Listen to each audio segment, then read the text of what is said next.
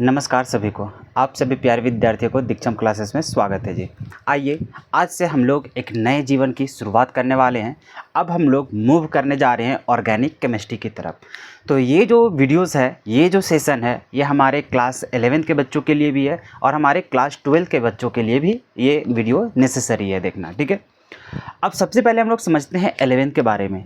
11th class का क्या है कि ऑर्गेनिक केमिस्ट्री जहाँ से शुरुआत होता है, चूँकि हम लोग जानते हैं केमिस्ट्री 3 ब्रांच से मिलकर के बना हुआ है, फिजिकल, इनऑर्गेनिक एंड ऑर्गेनिक।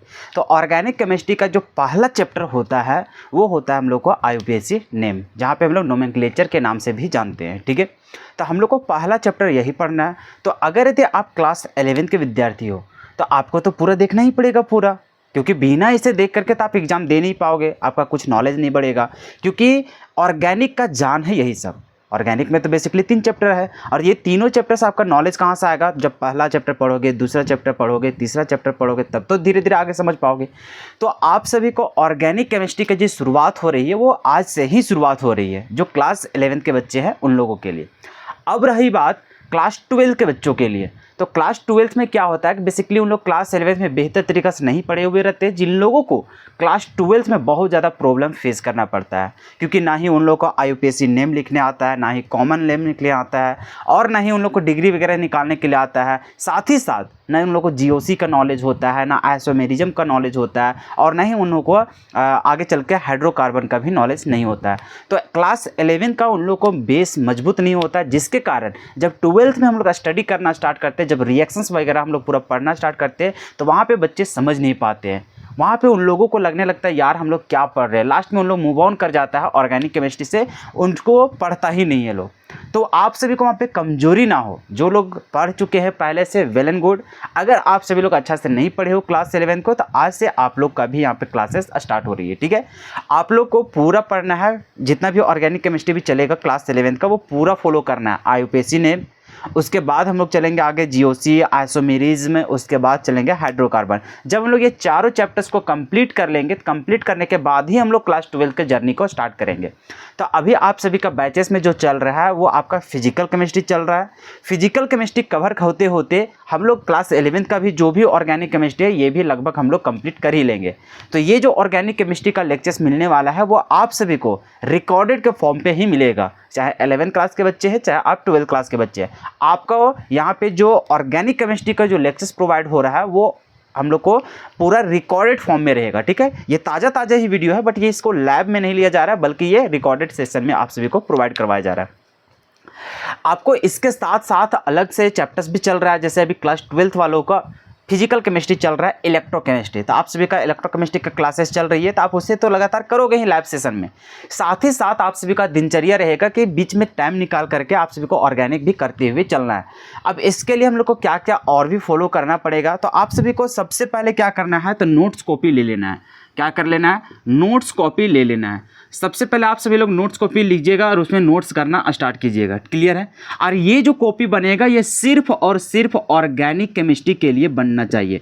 ये क्या बनना चाहिए? ऑर्गेनिक केमिस्ट्री के लिए ही ये सिर्फ और सिर्फ कॉपी होना चाहिए। ऐसा नहीं कि इसमें मिक्स कर दे रहे हो, इसमें फिजिकल घुसेड़ दे रहे हो, इसमें इनऑर्गेनिक सब्जेक्ट को घुसेड़ दे रहे हो, ऐसा काम नहीं करना है। एक अच्छा सा कॉपी ले लो, ठीक है, फ्रेशली, जिसमें से आप सभी को पूरा लिखना है सिर्फ और सिर्फ क्या? Organic chemistry. जैसे जैसे करवाते जा रहे हैं वैसे आप सभी को फॉलो करना है। बहुत सारे क्वेश्चंस भी प्रैक्टिस करेंगे जिससे आप सभी को बेटर अंडरस्टैंडिंग हो सके, ठीक है।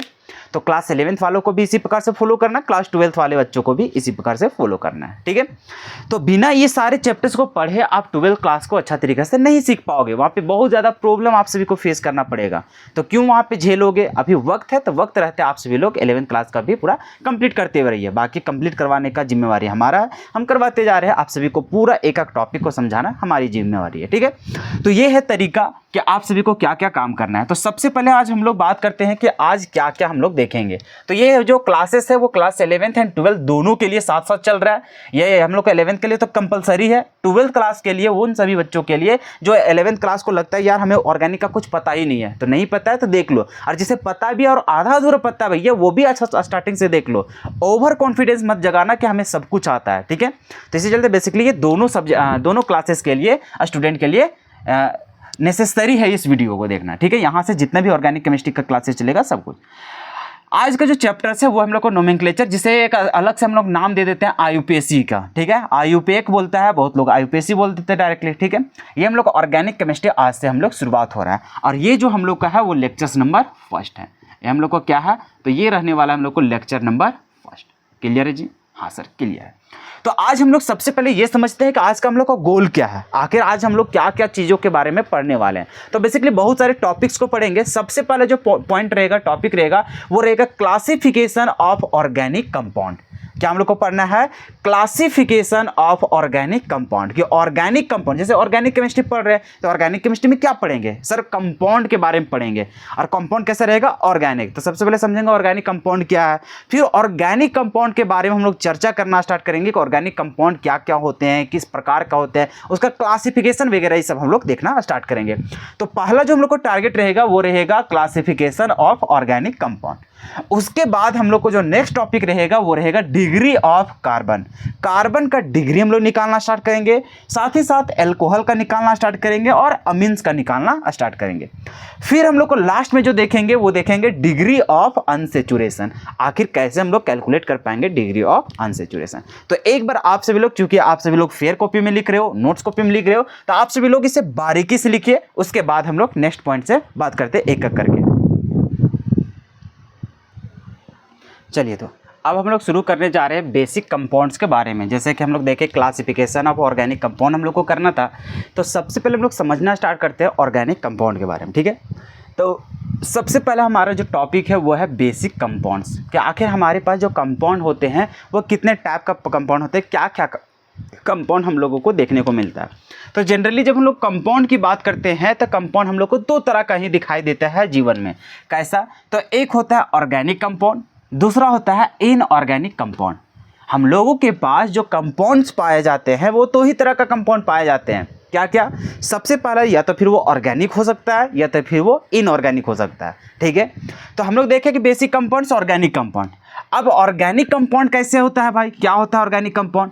तो ऑर्गेनिक कंपाउंड वैसे कंपाउंड को बोला जाता है जो कहाँ पे पाया जाता है? तो लिविंग ऑर्गेनिज्म में पाया जाता है। किस में पाया जाता है? लिविंग ऑर्गेनिज्म में हम लोग को पाया जाता है। कहने का मतलब जो जीवित प्राणी होते हैं उन लोगों में पाया जाता है भाई क्या? Organic compound. जैसे कि प्लांट्स हो गया, एनिमल्स हो गए, पेड़ पौधे हो गए, जीव जंतु हो गए, इन लोगों के पास ही सिर्फ पाया जाता है क्या चीज़? तो ऑर्गेनिक कंपाउंड पाया जाता है। मतलब जो जितना भी लिविंग ऑर्गेनिज्म ले लो भाई, उन लोगों के पास ही सिर्फ अवेलेबल होता है क्या?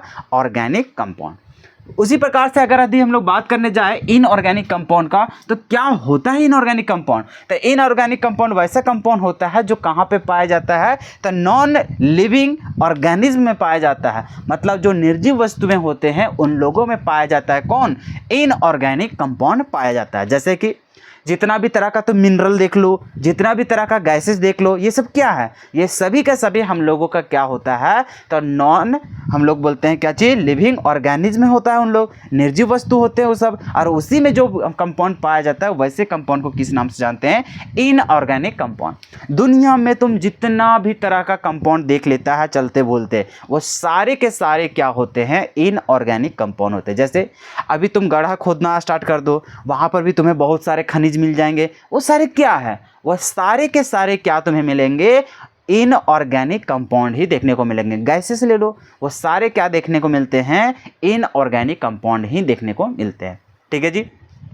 तो वही है कि इनऑर्गेनिक कंपाउंड क्या होता है? तो ये नॉन लिविंग ऑर्गेनिज्म में पाया जाता है, जो निर्जीव चीज होते हैं उन लोगों में पाया जाता है। जैसे मिनरल्स हो गया, गैसेस हो गए, ये सारे क्या कहलाते हैं? इनऑर्गेनिक कंपाउंड के नाम से कहलाते हैं।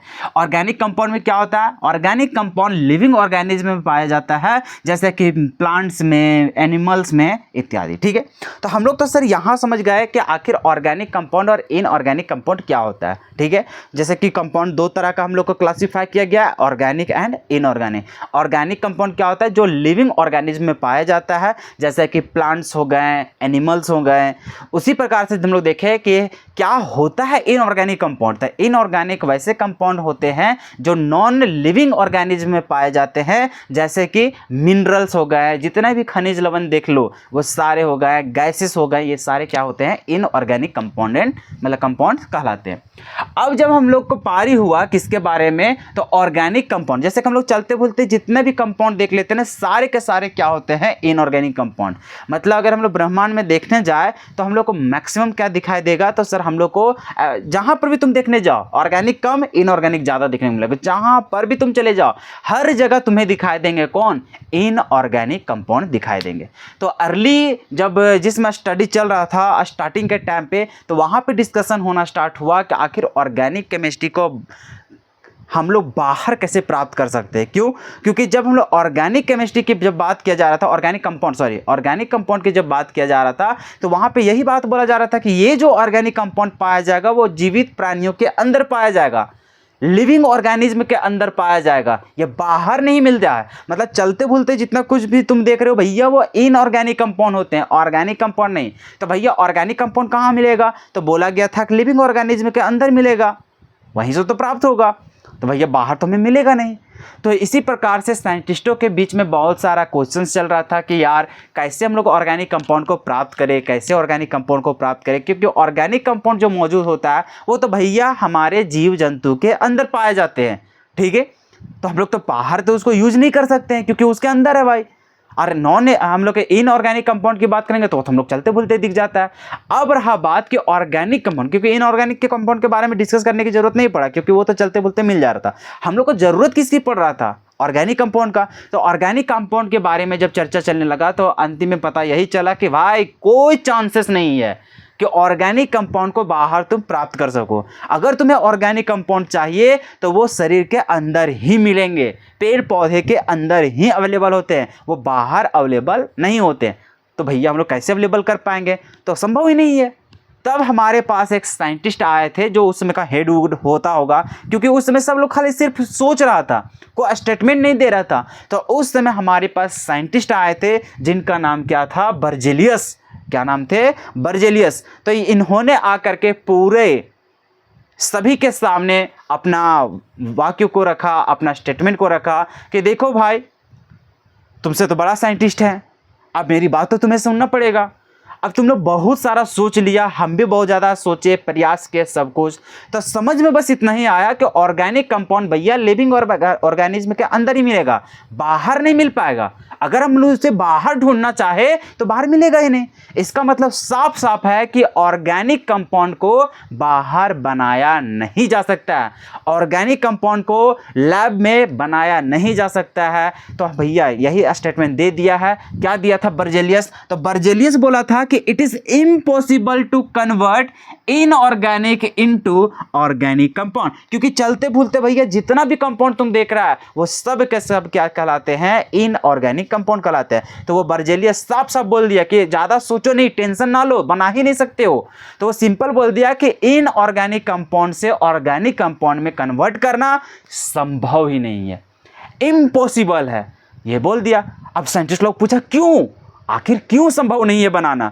तो ये जो बर्जेलियस था ये एक बात बोला कि देखो भाई ये इम्पॉसिबल इसलिए हो जाता है बाहर बनाना क्योंकि जब हम लोग लिविंग ऑर्गेनिज्म की बात करते हैं तो वहां पे एक फोर्स हम लोग को देखने को मिलता है। बॉडी के अंदर जो लिविंग ऑर्गेनिज्म होता है उसके अंदर एक स्पेशल टाइप का फोर्सेस देखने को मिलता है, जिस फोर्स का नाम क्या होता है, वेटल फोर्स। क्या बोलते हैं उसको, वेटल फोर्स के नाम से हम लोग जानते हैं। अब ये जो वेटल फोर्स होता है इसी का लेना देना होता है क्या बनाने में, तो ऑर्गेनिक कंपाउंड बनाने में। तो वो जो बर्जेलियस था वो एक स्टेटमेंट देकर के निकल गया कि देखो भाई कितना भी तुम लाख कोशिश कर लो ऑर्गेनिक कंपाउंड को बनाना संभव नहीं है बाहर, क्योंकि अगर ऑर्गेनिक कंपाउंड चाहिए तो उसके लिए तुम्हें लिविंग ऑर्गेनिज्म की मदद लेना पड़ेगा जो कि उसके अंदर होता है, बाहर तुम निकाल ही नहीं पाओगे, उसका यूज ही नहीं कर पाओगे। तो अगर तुम्हें प्राप्त करना है तो तुम संभव नहीं है बना पाना। तो वो साफ साफ बोल दिया था कि लिविंग ऑर्गेनिज्म में ही सिर्फ पाया जाता है,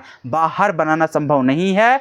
तो लोग पूछा कि आखिर तो आप कैसे बोल सकते हैं कि आखिर ये जो ऑर्गेनिक कंपाउंड है उसे नहीं निर्माण किया जा सकता है, इनऑर्गेनिक से ऑर्गेनिक में कन्वर्ट नहीं किया जा सकता, कैसे आप कैसे ये बात को बोल सकते हैं।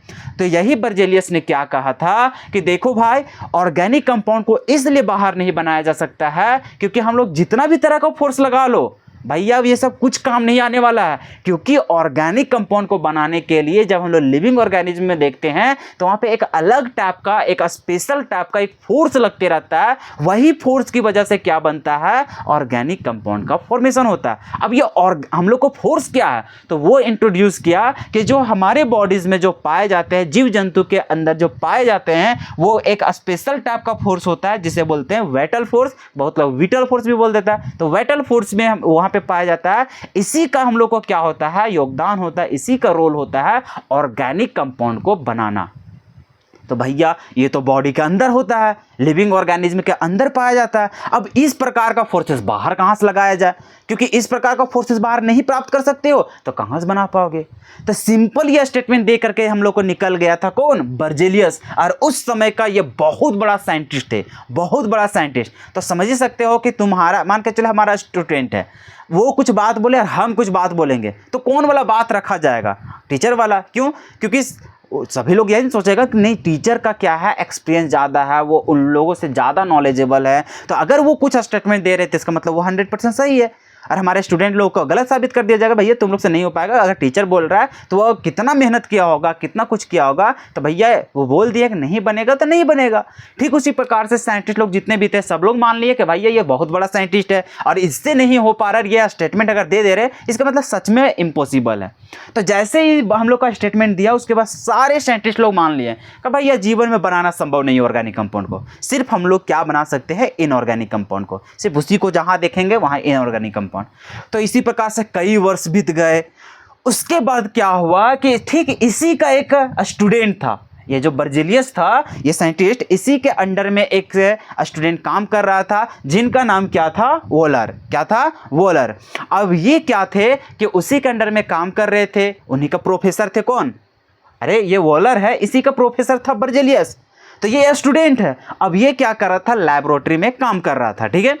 अब एक दिन क्या कर रहा था, वो इनऑर्गेनिक कंपाउंड के बेसिस पे ही वो कुछ काम कर रहा था, जिसमें से अमोनियम साइनेट ले लिया था, उसी का कुछ बना रहा था, निर्माण, कुछ ट्रांसफॉर्मेशन, कुछ वैसा कर रहा था। अब हुआ क्या, जब वो लैब में काम कर रहा था तो उस प्रोसेस को होने में बहुत ज़्यादा समय लग रहा था।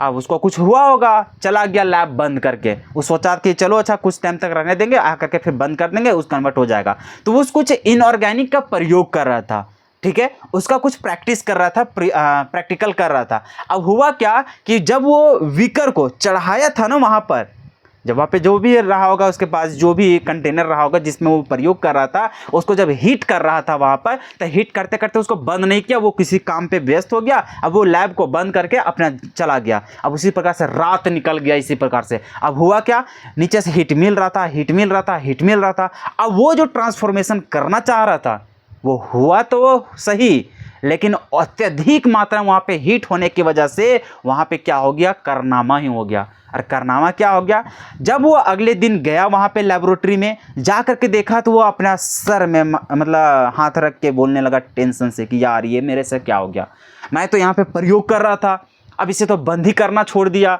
और चला गया अपना सोने के लिए। अब आया तो वो भैया जो बना रहा था वो तो पूरा प्रयोग उसका तहस नहस हो गया, क्योंकि जो कर रहा था वो तो बना नहीं, वो तो कचरा हो गया, पूरा जल उल गया, सब कुछ ऐसा हो गया।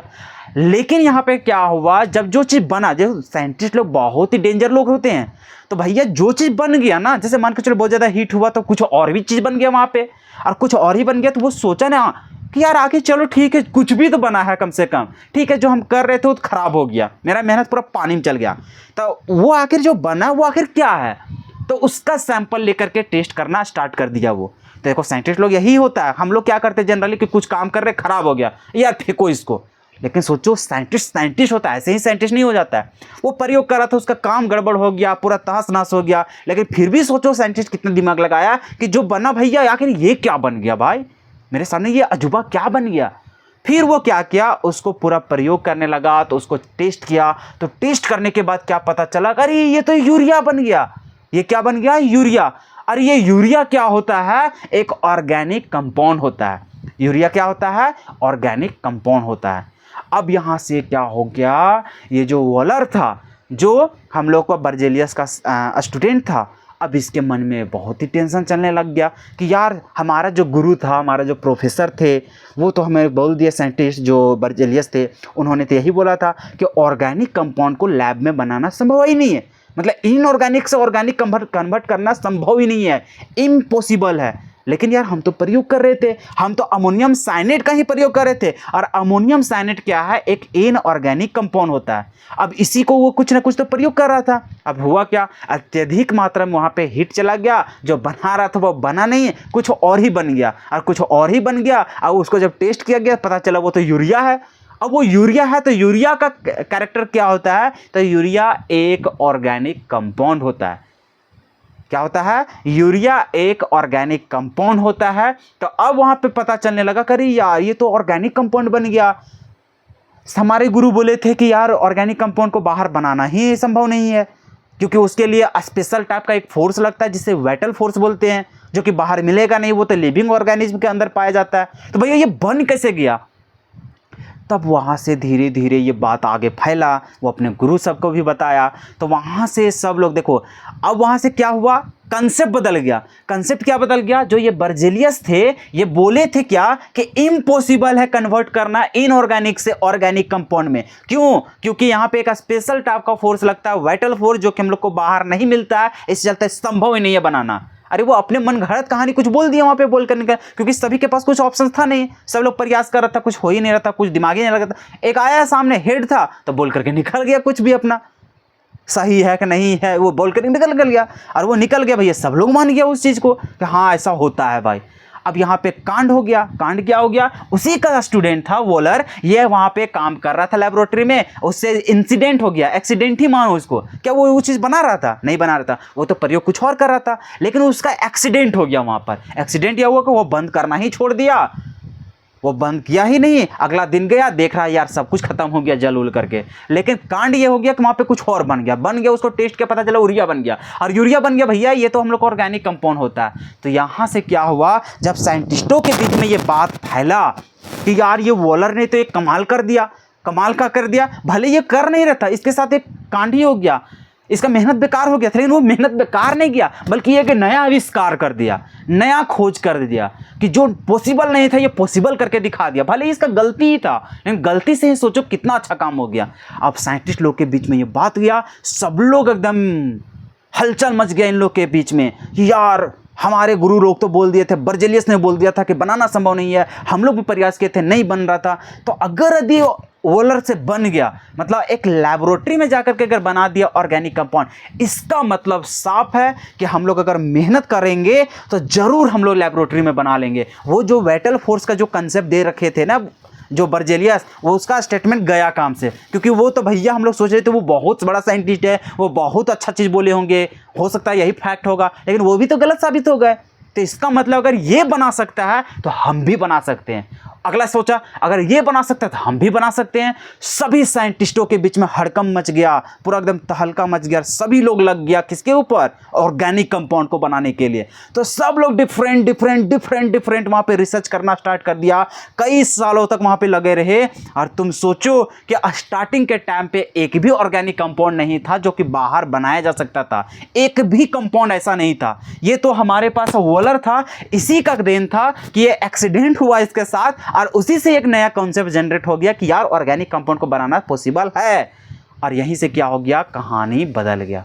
अब सब साइंटिस्ट लोग पागल, यार वो कैसे कर सकता है, अगर वो कर लिया तो हम भी कर लेंगे, हम कोनो कम है क्या, अरे हम भी तो साइंटिस्ट है भाई, हम भी काम करेंगे। सब लोग भिड़ गया, जितना भी था साइंटिस्ट लोग सब लोग भिड़ गया, और सब लोग उसी प्रकार से प्रयास करते करते करते करते आज देखो कितना लाखों करोड़ों हमारे पास क्या है, ऑर्गेनिक कंपाउंड भरा पड़ा है, ऑर्गेनिक कंपाउंड भरा पड़ा है। उस समय एक का भी अंश नहीं था, इसी प्रकार से प्रयास करते गया आप सोच रहा है कितना सारा हम लोग को कंपाउंड मिल जाता है ऑर्गेनिक कंपाउंड का, मेडिसिन वगैरह इस सब में ना जाने कितना यूज होता है ऑर्गेनिक कंपाउंड का।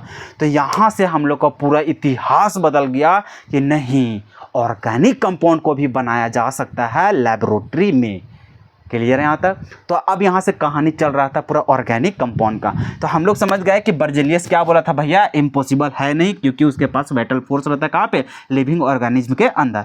लेकिन वॉलर आया था, एक प्रयोग कर रहा था अमोनियम साइनेट का, जिसका फॉर्मूला होता है NH4+ और OCN-। तो इसे हम लोग को यहाँ पे गर्म करके कुछ बदल रहा था, लेकिन ज़्यादा हीट हो गया, इसके चलते ये क्या हो गया, अपने में मतलब रीअरेंज हो गया। और रीअरेंज इस प्रकार से हुआ कि ये किसका फॉर्मेशन कर लिया, यूरिया का। यूरिया का फॉर्मूला क्या होता है, NH2CONH2। देखो भाई, जो रिएक्टेंट में होता है वही प्रोडक्ट में भी हम लोग को फॉर्मूला देंगे। कुछ ऐसा नहीं कि कुछ लॉस हो जाता है, कुछ अलग बन जाता है, ऐसा नहीं, बैलेंस। तुम लोग भी सुना होगा कि law of conservation of mass, तो उसके अकॉर्डिंग भैया स्टोइकियोमेट्रिक कोएफिशिएंट देखा होगा, वो सारा कुछ रूल से ही बोलता है कि जितना स्टार्टिंग में है उतना फाइनल में भी बनेगा। तो आओ कंपेयर करके देखते हैं। यहाँ पर भी नाइट्रोजन एगो था ना, एक और एक दो गो, अच्छा ये CN है ना, सिंपल से को नाइट्रोजन क्या है हम लोग को, हाँ चलो ठीक है, नाइट्रोजन और नाइट्रोजन कितना है, दो गो। तो यहाँ पर भी देखो एक और एक, दो नाइट्रोजन, कार्बन एगो, ऑक्सीजन एगो, हाइड्रोजन चार गो, तो दो गो और दो गो चार गो। तो जिस तरह का यहाँ पे तुम्हें एलिमेंट दिखाई दे रहे हैं, आइटम दिखाई दे रहे हैं, ठीक उतना ही हम लोग को इधर भी दिखाई दे रहा है। तो law of conservation of mass का भी फॉलो कर लिया, स्टोइकियोमेट्रिक कोएफिशिएंट का भी यहाँ पे फॉलो कर लिया। क्लियर आता है। तो हम लोग को क्या हुआ कि वोलर कारनामा कर दिया भाई, कारनामा ये कर दिया कि ये था हम लोग को इनऑर्गेनिक कंपाउंड। ये हम लोग को कैसा था, इनऑर्गेनिक कंपाउंड था,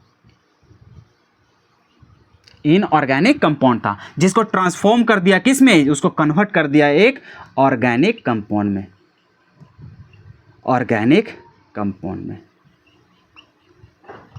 क्लियर है। इस प्रकार से यहाँ पे क्या हो जाता है, रीअरेंजमेंट हो जाता है इसी का। चलो यहाँ पर भी लिख लो, रीअरेंजमेंट हो जाता है। क्या हो जाता है, रीअरेंजमेंट हो जाता है। रीअरेंजमेंट होने के बाद क्या बना देता है, यूरिया बना देता है। तो इस प्रकार से हम लोगों का पूरा यूनिवर्स बदल गया भाई, ऑर्गेनिक भी बनाया जा सकता है। तो आओ यहाँ तक हम लोग क्लासिफिकेशन को देख रहे थे ऑर्गेनिक कंपाउंड का। चलो आगे यहाँ पे और भी डिस्कस करेंगे क्लासिफिकेशन, ठीक है। अभी तो बस ये बेसिक नॉलेज था कि ऑर्गेनिक कंपाउंड क्या होता है भाई। तो देखो यहाँ से शुरुआत हुआ था, ठीक है। अब सोच रहा है कि गुरु से जो चेला होता है, चेला भी देखो गलत साबित कर दिया एक टीचर्स का, जो उसका गुरु था, भैया तुम कैसे बोल दिया, देखो हम बना के दिखा दिए। तो आजकल स्टूडेंट कम नहीं रहता है, स्टूडेंट भी टीचर से ज़्यादा टैलेंटेड हो जाता है। देखो भाई ये प्रूफ करके दिखा दिया था, ठीक है। चलिए इसे लिख करके रेडी रखो, नोट्स बना लो इतना। चलो उतना लिखने के बाद और हम लोग ऑर्गेनिक और इनऑर्गेनिक में हम लोग डिस्कस करते हैं। जैसे तुम लोग देखा होगा पीरियोडिक टेबल, क्या देखा है, पीरियोडिक टेबल। पीरियोडिक टेबल, जब हम लोग पीरियोडिक टेबल की बात करते हैं तो इसमें टोटल नंबर ऑफ एलिमेंट जो है उसकी संख्या 118 है। ये तो तुम लोग देखा होगा। अरे पीरियोडिक टेबल इसको यार,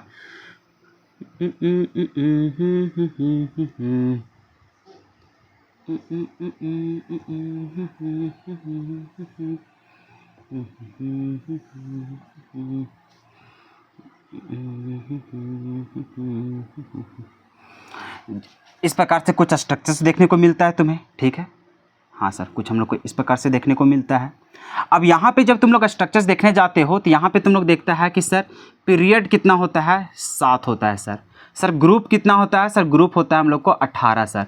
तो टोटल मिलाकर के यहाँ पे देखते हैं तो सर हम लोगों के पास कितना एलिमेंट की संख्या मिलता है, 118। अरे कुछ नीचे भी बना रहता है जिसको एफ ब्लॉक एलिमेंट बोलते हैं, ठीक है। चलो तो हम लोग यहाँ पे देखते हैं कि यहाँ पे जितना भी एलिमेंट दिखाई दे रहा है, क्या हम लोग बोलेंगे, जितना भी पीरियोडिक टेबल में एलिमेंट शो होता है वो हर एलिमेंट हम लोगों का शो जो करता है वो क्या शो करता है, इनऑर्गेनिक कंपाउंड।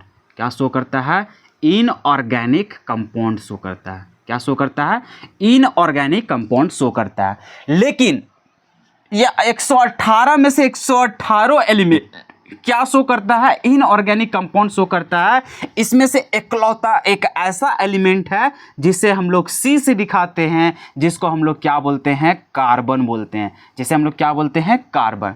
तो ये इकलौता ऐसा एलिमेंट है जो सिर्फ और सिर्फ हम लोग को क्या बनाता है, ऑर्गेनिक कंपाउंड का फॉर्मेशन करता है। क्या बनाता है, ऑर्गेनिक कंपाउंड का फॉर्मेशन करता है। कौन, कार्बन।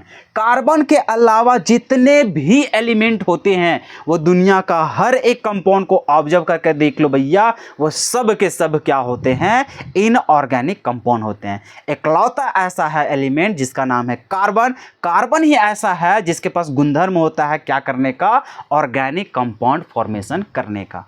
क्लियर है यहाँ तक? हाँ सर।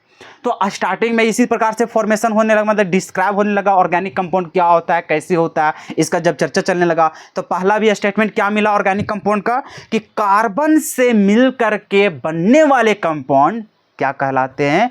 ऑर्गेनिक कंपाउंड कहलाते हैं। और कार्बन के अलावा जितने भी एलिमेंट से हम लोग को कंपाउंड बनेंगे वो सारे कंपाउंड क्या कहलाएंगे? इनऑर्गेनिक कंपाउंड कहलाएंगे। तो हम लोग को जब अर्ली टाइम में, जब स्टार्टिंग के पीरियड में, जिसमें ऑर्गेनिक कंपाउंड इस सब के बारे में जब चर्चा चल रहा था, उस समय जब डिस्क्राइब किया गया साइंटिस्टों के द्वारा, तो स्टार्टिंग में क्या बोला गया ऑर्गेनिक कंपाउंड के बारे में? ध्यान से देखो, इधर हम लोग बात कर लेते हैं ऑर्गेनिक कंपाउंड। किसके बारे में? ऑर्गेनिक कंपाउंड के बारे में, ठीक है। और इधर हम लोग बात करते हैं इनऑर्गेनिक कंपाउंड के, इनऑर्गेनिक कंपाउंड के बारे में, ठीक है। हाँ सर, ठीक है। अब देखो क्या बोला था स्टार्टिंग के पीरियड में? सर ऑर्गेनिक कंपाउंड जो कार्बन से मिलकर के बना हो, क्या चीज बोलेंगे इसको? जो कार्बन से मिलकर बनने वाले कंपाउंड ऑर्गेनिक कंपाउंड कहलाएंगे। और कार्बन से मिलकर बनने वाले कंपाउंड ऑर्गेनिक होते हैं, या फिर डायरेक्ट बोल दो ऑर्गेनिक कंपाउंड होते हैं।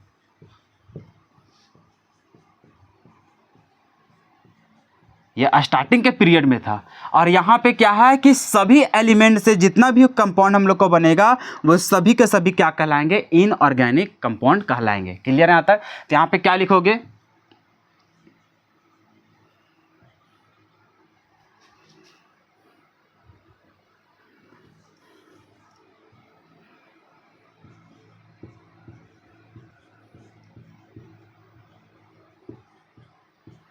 बाकी सभी एलिमेंट, या फिर यहाँ पे डायरेक्टली बोल दो कि ऑल एलिमेंट,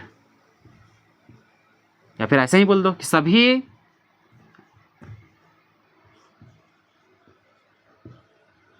कार्बन के अलावा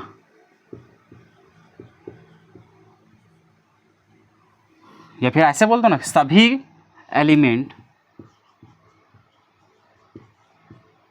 सभी एलिमेंट से मिलने वाले कंपाउंड इनऑर्गेनिक कंपाउंड होते हैं। क्लियर है? हाँ सर। जब हम लोग को चर्चा किया गया था इस प्रकार से स्टार्टिंग के पीरियड में, तब हम लोग को क्या बोला गया था ऑर्गेनिक कंपाउंड के बारे में? कि जो कार्बन से मिलकर के बना हुआ रहेगा ना कंपाउंड, उसको ऑर्गेनिक कंपाउंड बोलेंगे। और उसके अलावा जितने भी हम लोग को एलिमेंट से मिलकर के बनता है वो सारे के सारे क्या कहलाएंगे? इनऑर्गेनिक कंपाउंड कहलाएंगे। ठीक है, इतना बात मान लिया सभी लोग। लेकिन फिर साइंटिस्टों ने क्वेश्चंस किया। जो साइंटिस्ट ये बात बोला उसके सामने जाकर के फिर प्रश्न रखा कि भाई अगर यदि तुम ये वाला बात बोल रहे हो कि कार्बन से मिलकर के बनने वाला कंपाउंड सभी क्या कहलाएंगे? Organic compound. तो बोला गया कि एग्जाम्पल बता दो भाई। तो वो एग्जाम्पल फेंकने लगा। क्या बोलने लगा कि CH3COOH इस एसिटिक एसिड हो गया, मीथेन हो गया, उसके बाद और भी कई एग्जाम्पल ले लिया। तो बोलने लगा कि ये सभी क्या कहलाएंगे? ऑर्गेनिक कंपाउंड कहलाएंगे। तुरंत एक साइंटिस्ट आया, वो बोला भाई साहब CO2, क्या ये CO2 ऑर्गेनिक कंपाउंड होगा? क्या ये ऑर्गेनिक कंपाउंड होगा? फिर साइंटिस्ट लोगों के बीच में क्या हो गया? हड़कंप मचने लग गया कि स्टार्टिंग के फेज में, एक मिनट, तो स्टार्टिंग के फेज में क्या बोला गया था कि जितने भी कार्बन से मिलकर के कंपाउंड बनेंगे वो सारे के सारे क्या कहलाएंगे? Organic compound. ठीक है भाई, इनऑर्गेनिक के लिए जो तुम बात बोला वो 100% सही है कि जितना भी एग्जांपल देखते हैं वो सभी का सभी इनऑर्गेनिक कंपाउंड होता है। लेकिन जो तुम बात बोल के आया ना साइंटिस्ट कि कार्बन से मिलकर के जो कंपाउंड बनेगा उसको ऑर्गेनिक ही बोलेंगे, यह 100% बात सही नहीं है। अगर सही नहीं है तो आओ हम तुमसे पूछते हैं कि काहे नहीं सही है सो। अगर यदि तुम यहाँ पे बोल रहे हो एसिटिक एसिड, हाँ बिल्कुल। अगर तुम बोल रहे हो अल्कोहल का, जैसे मान के चलो तुम बोल रहा है क्या चीज CH3CH2 OH, ये क्या है, इथेनॉल है, मतलब अल्कोहल है। तो हाँ, ये भी ऑर्गेनिक कंपाउंड है। क्यों? क्योंकि यहाँ पर भी ये किससे मिलकर के बना है, कार्बन से। ये किससे मिलकर के बना है, कार्बन से। ये किससे मिलकर के बना है, कार्बन से। ये किससे मिलकर के बना है, कार्बन से। तो अभी तुम क्या बोला कि कार्बन से मिलने वाले सारे कंपाउंड क्या कहलाएंगे, ऑर्गेनिक कंपाउंड। और मानते हैं कि ये सब ऑर्गेनिक कंपाउंड है, लेकिन भाई ये भी तो कार्बन से मिलकर के बना है, लेकिन ये ऑर्गेनिक कंपाउंड नहीं है, बल्कि ये हम लोग को क्या हो जाता है, इनऑर्गेनिक कंपाउंड होता है। ये हम लोग को क्या हो जाता है, इनऑर्गेनिक कंपाउंड होता है। तो अब सवाल यही होने लगा कि यार कार्बन डाइऑक्साइड तो ये इनऑर्गेनिक कंपाउंड है, ये तो ऑर्गेनिक कंपाउंड होता ही नहीं है, लेकिन इसके पास भी तो कार्बन है। अभी तुम क्या बोले हो, अभी ये बोले हो कि कार्बन से मिलकर के जितने बनने वाले कंपाउंड होते हैं वो सारे के सारे ऑर्गेनिक कंपाउंड कहलाते हैं।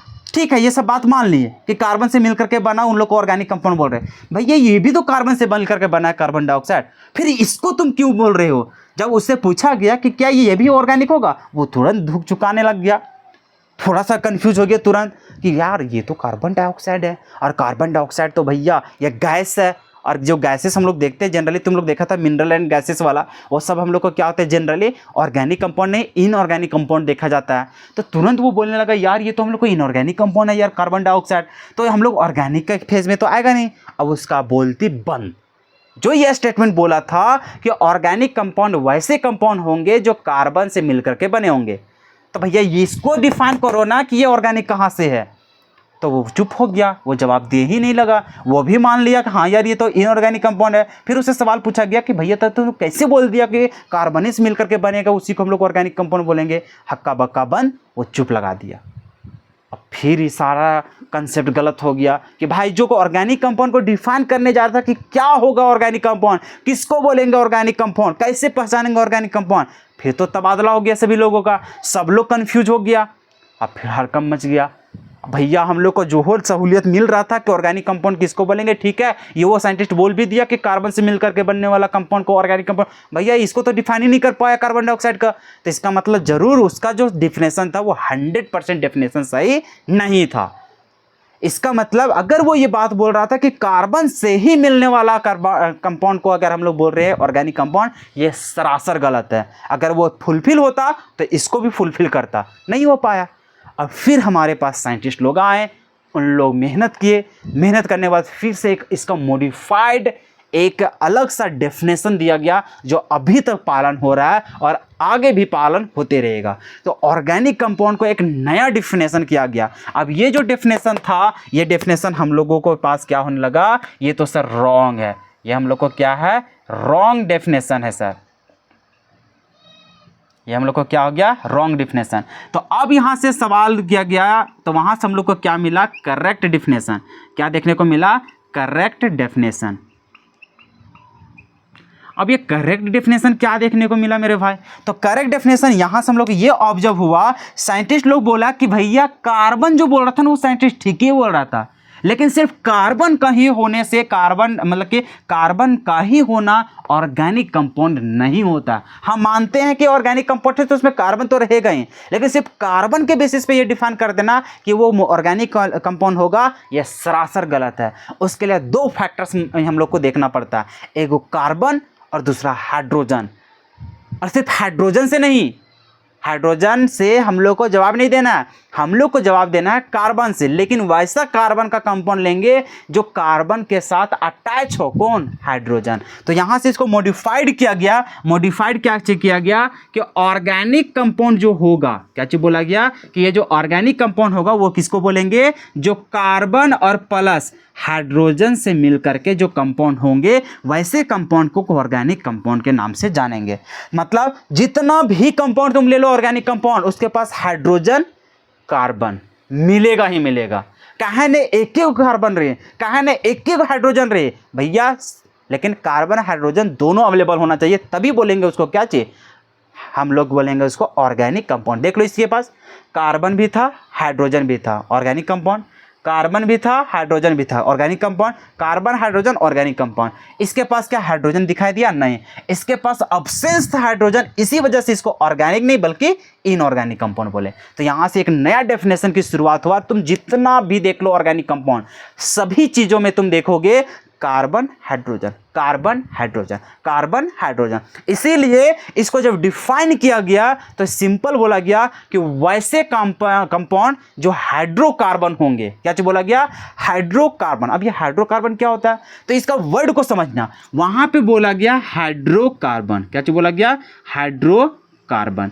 इसका मतलब होता है कि हाइड्रो मतलब हाइड्रोजन और कार्बन मतलब कार्बन, तो हाइड्रोजन और कार्बन को मिल करके जितना भी कंपाउंड बनता है उसको बोलते हैं हाइड्रोकार्बन। क्या बोलते हैं, हाइड्रोकार्बन। तो जितने भी हाइड्रोकार्बन देख लो भैया, वो सारे कंपाउंड क्या कहलाएंगे, ऑर्गेनिक कंपाउंड कहलाएंगे। तो यहाँ से नया डेफिनेशन शुरुआत हुआ ऑर्गेनिक कंपाउंड का, कि वैसे कंपाउंड को ही ऑर्गेनिक कंपाउंड बोलेंगे जो हाइड्रोकार्बन होगा। हाइड्रोकार्बन कहने का सेंस कि जिसके पास हाइड्रोजन एंड मतलब हाइड्रोजन एंड कार्बन ये दोनों अवेलेबल होंगे, तो वैसे ही कंपाउंड को सिर्फ हम लोग क्या बोलेंगे, ऑर्गेनिक कंपाउंड बोलेंगे। क्लियर है यहाँ तक, हाँ सर क्लियर है। क्या इसके अलावा भी कोई एलिमेंट हो सकता है, हाँ बिल्कुल, कार्बन हाइड्रोजन के अलावा वहाँ पे नाइट्रोजन हो सकता है, सल्फर हो सकता है, ऑक्सीजन हो सकता है, फ्लोरीन क्लोरीन कुछ भी हो सकता है, लेकिन हाइड्रोजन और कार्बन होना जरूरी है। कार्बन हाइड्रोजन के अलावा भी अगर कुछ अवेलेबल है तब भी वो है हम लोग को क्या चाहिए, ऑर्गेनिक। हम लोग को मेन मकसद है देखना हाइड्रोजन एंड कार्बन, ठीक है। तो अगर हाइड्रोजन और कार्बन सिर्फ रहता है, उसके अलावा कोई चीज नहीं रहता उस कंपाउंड में, तो उसको बोलते हैं हाइड्रोकार्बन। और अगर हाइड्रोजन और कार्बन के अलावा भी कुछ रहता है तो उसको बोलते हैं डेरिवेटिव ऑफ हाइड्रोकार्बन, कि हाइड्रोकार्बन को ही चेंज करके बनाया गया है। मतलब हाइड्रोजन 4 गो है, तो 4 गो में से एक हटा दिया और वहां पे दूसरा चीज कुछ ऐड कर दिया, तो है ना उसके पास कार्बन और हाइड्रोजन, हाँ बिल्कुल, लेकिन उसको रिप्लेस किया गया है, हाइड्रोजन के जगह में किसी और चीज को भी ऐड किया गया है, तो उसको बोलते हैं डेरिवेटिव। डेरिवेटिव मतलब उसको हाइब्रिड फॉर्म में बनाना, उसको चेंज करके बनाना, उसी को बोलते हैं डेरिवेटिव। तो हम लोग बोलेंगे कि हाइड्रोकार्बन और derivatives of hydrocarbon is called organic compound. क्या कहलाएंगे, ऑर्गेनिक कंपाउंड कहलाएंगे। तो हम लोग को यहां से नया डेफिनेशन शुरुआत हुआ ऑर्गेनिक कंपाउंड का, कि जो भी हम लोग को हाइड्रोकार्बन और डेरिवेटिव्स ऑफ हाइड्रोकार्बन,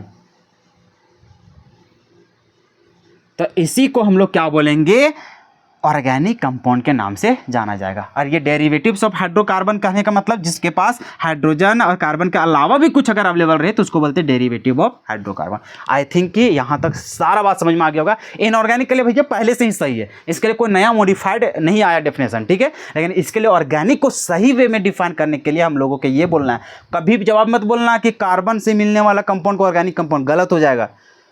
कार्बन और हाइड्रोजन से मिलकर के जितना भी हम लोग को मतलब कि कंपाउंड रहेगा उसको क्या बोलेंगे, तो उसको बोलेंगे हम लोग ऑर्गेनिक कंपाउंड। तो सिंपल वे में कार्बन और हाइड्रोजन तो देखना ही है, तो उसी को बोलते हैं एक साथ हाइड्रोकार्बन। क्या बोलते हैं, हाइड्रोकार्बन। तो हाइड्रोकार्बन या फिर डेरिवेटिव्स ऑफ हाइड्रोकार्बन को ही क्या बोलते हैं, ऑर्गेनिक कंपाउंड कहते हैं। लिख लो इतना, फिर आगे हम लोग बढ़ेंगे। अब चलिए अब हम लोग नया टॉपिक की तरफ चलते हैं। जैसे कि अब हम लोग ऑर्गेनिक कंपाउंड को समझ चुके थे कि ऑर्गेनिक कंपाउंड किसको बोलते हैं। जैसे कि बहुत सारा एग्जांपल हम लोग चलेंगे यार, आगे चल करके तुम लोग को पूरा फंक्शनल ग्रुप ही बताया जाएगा। जैसे कि हम लोग चलेंगे अल्केन, क्लास 10 तक भी पढ़ा होगा, ठीक है। अल्केन को हम लोग क्या बोलते हैं, जैसे कि CnH2n+2 ऐसा करके चलता था फॉर्मूला। फिर उसी तरह से हम लोग चलते हैं अल्किन वगैरह ये सब कुछ। उसके बाद हम लोग चलेंगे एल्कोहल वगैरह ये सब, ठीक है। एल्कोहल का फॉर्मूला देखोगे तो ये हो जाएगा हम लोग को क्या, ऐसे देख लो। तो हम लोग जैसे मान कर चलो CH, मतलब कैसे मान लो, मिथेनॉल ले लो, इथेनॉल ले लो, कुछ भी ले लो। जैसे मान कर चलो इथेनॉल लोगे तो C2H5OH ऐसा चलेगा। क्लियर है यहाँ तक, क्लियर है यहाँ तक।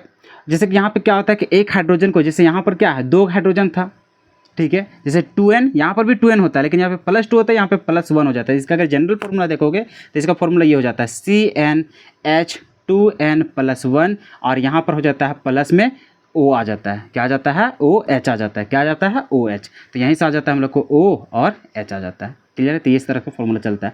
उसी तरह से हम लोग एल्कोहल चलता है, एल्डिहाइड ये सब आ जाता है, एल्डिहाइड। फिर हम लोग चलेंगे कीटोन वगैरह ये सब पढ़ेंगे। उसके बाद भी हम लोग देखेंगे अनहाइड्राइड वगैरह ये सब बहुत कुछ, ईथर वगैरह ये सब बहुत कुछ देखेंगे।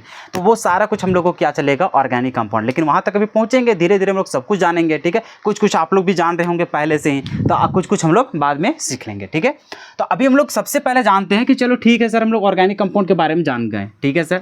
अब हम लोग सर इसको रिप्रेजेंट कैसे करेंगे ऑर्गेनिक कंपाउंड को, तो वही रिप्रेजेंट करने का तरीका हम लोग देखेंगे 2-3 पॉइंट। सबसे पहले हम लोग क्या देखने जा रहे हैं, रिप्रेजेंटेशन ऑफ ऑर्गेनिक कंपाउंड, कि ऑर्गेनिक कंपाउंड को रिप्रेजेंट कैसे किया जाएगा। तो पहला होता है मॉलिक्यूलर फॉर्मूला के बेसिस पे।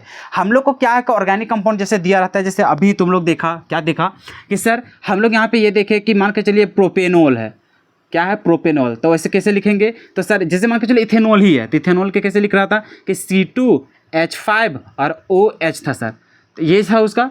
अब इसी को अगर मोलिकुलर फॉर्मूला के रूप में बोलेगा तो वहाँ पे सिर्फ हम लोग का नंबर ऑफ आइटम्स लिखते हैं और मतलब के एलिमेंट। जैसे एलिमेंट कौन कौन सा है, कार्बन है, हाइड्रोजन है और ऑक्सीजन है। कार्बन के गो है, 2 गो, हाइड्रोजन कितना है, 5 गो, ऑक्सीजन के है, 1 गो। तो बस ये, तो यहाँ पे क्या कनेक्टिविटी पता चल रहा है कि कौन किसके साथ जुड़ा हुआ है। जैसे यहाँ पे क्या था, हाइड्रोजन जुड़ा हुआ है ऑक्सीजन से, यहाँ ऑक्सीजन के साथ कौन जुड़ा है कुछ पता ही नहीं चल रहा है, ठीक है। तो इसी चलते जब हम लोग वैसा फॉर्मूला दिया रहे जहाँ पे उसका कनेक्टिविटी सबका कुछ पता ही नहीं रहे, जैसे तुम लोग केमिकल बॉन्डिंग पढ़ा है, ठीक है। केमिकल बॉन्डिंग में क्या पड़ता है सर, उसमें देखते हैं कि कैसे कैसे वहाँ पे बॉन्ड बनता है। तो हम लोग जानते हैं सर कि आपस में आइटम्स क्या करा लेते हैं, बॉन्ड का फॉर्मेशन कर लेते हैं, ठीक है। और अभी जो जनरली देखने वाले हैं वो कोवैलेंट बॉन्ड का ही देखने वाले हैं, ठीक है, शेयर करने के बाद बनेगा। तो ठीक है, यहाँ पे सर हम लोग को कम से कम ये तो पता चलता है ना बॉन्ड बनाने के बाद कि यार कौन किसके साथ जुड़ा हुआ है। नाइट्रोजन जुड़ा है, हाइड्रोजन जुड़ा है, ऑक्सीजन जुड़ा है, कार्बन जुड़ा है, कौन सा जुड़ा है, वो किसके साथ जुड़ा हुआ है, ठीक है। जैसे अभी तुम लोग को बात करते हैं, इसका एग्जांपल क्या है, CH3C डबल बॉन्ड O और यहाँ पर CH3 ऐसा लिख दे। और इसी को क्या करेगा, ये तो हम लोग का स्ट्रक्चर है, इसी को मोलिकुलर फॉर्मूला लिखे थे, क्या लिखेगा C3H6, ठीक है, और क्या लिखेगा O। अब बता, इस प्रकार से तुम्हें लिखा हो रहेगा, कार्बन 3 गो तो 1 2 3 गो, हाइड्रोजन से 6 गो, 3 और 3 6 गो, ऑक्सीजन 1 गो तो ऑक्सीजन 1 गो। तो क्या हम लोग को इस वाला कनेक्टिविटी का यहाँ पे पता चल रहा है कि कौन किसके साथ जुड़ा हुआ है। कार्बन ऑक्सीजन साथ जुड़ा है कि कार्बन कार्बन के साथ जुड़ा है कि कार्बन हाइड्रोजन के साथ जुड़ा है, कुछ नहीं पता चल पाता। यहाँ पे कुछ पता चल रहा है, कुछ नहीं पता चल रहा है। तो अगर यदि हम लोग को ऐसा फॉर्मूला दिया रहे जिसमें कोई भी कनेक्टिविटी का पता ही नहीं चले, तो वैसे ही फॉर्मूला को हम लोग क्या बोलेंगे, डायरेक्ट बोलेंगे मॉलिक्यूलर फॉर्मूला। तो वही लिखा हुआ है कि shows number and type of item, हम लोग को सिर्फ नंबर बताता है और टाइप ऑफ आइटम बताता है कि कौन आइटम है और कितना आइटम है, कौन आइटम है और कितना आइटम है। तो हम लोग देख रहे हैं सर कौन कौन आइटम है, सर कार्बन है, हाइड्रोजन है, ऑक्सीजन है। हाइड्रोजन कितना है, ऑक्सीजन कितना है, कार्बन कितना है, ये बताता है। नो इन्फो अबाउट कनेक्टिविटी, हम लोग को कोई भी इंफॉर्मेशन हम लोग को प्रोवाइड नहीं करवाया जाता उसका कनेक्टिविटी का। कनेक्टिविटी कहने का मतलब वो किसके साथ कनेक्ट है, किसके साथ वो जुड़ा हुआ है, किसके साथ वो बॉन्ड बनाया हुआ है, ये हम लोग को क्या पता चल पाता है, मोलिक्यूलर फॉर्मूला कुछ नहीं पता चल पाता है। तो ऐसे ही एग्जाम्पल को ऐसे ही जब कंपाउंड, क्या ये ऑर्गेनिक कंपाउंड नहीं है सर, ये ऑर्गेनिक कंपाउंड नहीं है सर, ये ऑर्गेनिक कंपाउंड है। क्यों सर, कार्बन हाइड्रोजन से मिलकर बना है, कार्बन हाइड्रोजन से मिलकर बना है, तो सर ऑर्गेनिक कंपाउंड तो होगा ही होगा। तो ऑर्गेनिक कंपाउंड का जब अगर वहाँ पे कनेक्टिविटी का पता ना चले, सिर्फ वहाँ पे नंबर ऑफ आइटम्स और टाइप्स ऑफ आइटम के बारे में अगर पता चल रहा है, तो इसका मतलब उसका उस फार्मूला को क्या बोलेंगे, मोलिकुलर फार्मूला के नाम से जानेंगे। जैसे अगर एग्जाम्पल की बात करेंगे तो एग्जाम्पल बहुत सारा हम लोग लिख सकते हैं। जैसे अभी लिखा C2, यहाँ पे डाल लेते हैं C2H6 और क्या लिख लोगे, O लिख लोगे, ऐसा हो गया। यहाँ पर क्या यहाँ पे कनेक्टिविटी कुछ पता चल रहा है, नहीं, लेकिन ये हम लोग को क्या है, अल्कोहल का है। इसी प्रकार से न जाने तुम कितना तुम यहाँ पे रिप्रेजेंट कर सकते हो, चाहो तो बहुत सारे तुम रिप्रेजेंट कर सकते हो। जैसे अभी हम लोग बोल रहे थे इसी का क्या चीज़ था, यहाँ पे CH3C डबल वो और यहाँ पर CH3 ऐसा था। यहाँ पे क्या लिख रहे थे, कार्बन 3 गो, हाइड्रोजन 6 और ऑक्सीजन 1 गो। क्या यहाँ पर कनेक्टिविटी पता चल रहा है, नहीं पता चल रहा है कि कौन किसके साथ जुड़ा है, हम लोग को कुछ पता ही नहीं चल रहा है सर। तो अगर इस प्रकार का एग्जाम्पल दिया हुआ है तो इस फॉर्मूला को क्या बोला जाता है, मॉलिक्यूलर फॉर्मूला बोला जाता है। तो क्या ऑर्गेनिक कंपाउंड को ऐसे नहीं रिप्रेजेंट किया जा रहा है, तो यार ऑर्गेनिक कंपाउंड ही है, कार्बन हाइड्रोजन से मिलकर बना है, कार्बन हाइड्रोजन से मिलकर बना है। तो भैया हम लोग को अगर इस प्रकार से दिखाया जा रहा है ऑर्गेनिक कंपाउंड को जिसका कनेक्टिविटी कुछ पता ही नहीं चल रहा है, सिर्फ नंबर ऑफ एटम्स पता चल रहा है और टाइप्स ऑफ एटम पता चल रहा है। तो वैसे कंपाउंड को बोलेंगे क्या चीज़, या फिर वैसे ऑर्गेनिक कंपाउंड का जो रिप्रेजेंटेशन रहेगा उसको क्या बोलेंगे, मॉलिक्यूलर फार्मूला। तो इस प्रकार से मॉलिक्यूलर फार्मूला को रिप्रेजेंट करेंगे। चलो लिख लो, आगे हम लोग चलते हैं।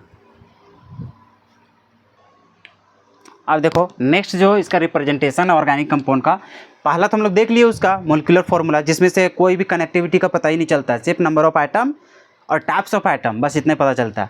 अब हम लोग देखने जा रहे हैं लेविस स्ट्रक्चर, जिसको नॉन कंडेंस्ड फार्मूला भी हम लोग बोलते हैं।